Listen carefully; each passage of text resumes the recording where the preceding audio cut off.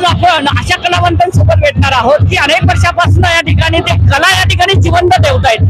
कारण की लोकनाट्य म्हटल्यानंतर लोकांसाठी एक कुठेतरी या ठिकाणी दर्शकांसाठी दाखवावीची ही एक कला आहे. आपलं ताई नाव? रंजना. अच्छा, बरं किती वर्षापासून या प्रयत्नामध्ये आपण डान्स करताय? लहानपणापासून. लहानपणापासून. पण काय वाटतंय, समाधान व्यक्त होतंय? समाधान वाटतं.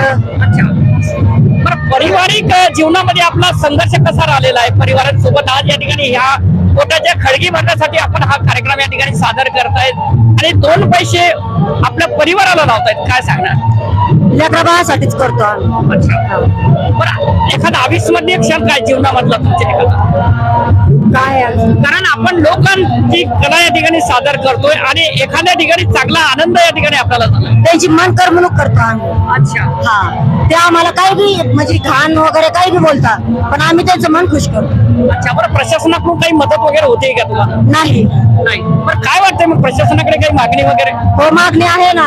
एवढ्या वर्षापासून आम्ही कार्यक्रम करतो, मग आम्हाला काहीतरी भेटलं पाहिजे ना त्याच्यात. मित्रांनो, ही आहे खरी परिस्थिती. कारण की आपण ही दाखवण्याचा उद्दिष्ट हाच आहे की प्रशासनाने सुद्धा या कलावंतांचं या ठिकाणी कुठेतरी या ठिकाणी कदर केल्या गेली पाहिजे. हा दृष्टिकोन या ठिकाणी बातमी घेण्याच्या पाठीमागे आहे. पुण्याच्या या ठिकाणी सदिच्छा या ठिकाणी व्यक्त करतो. ताई, तुम्हाला पुढील वाटचालीस हार्दिक शुभेच्छा. नमस्कार.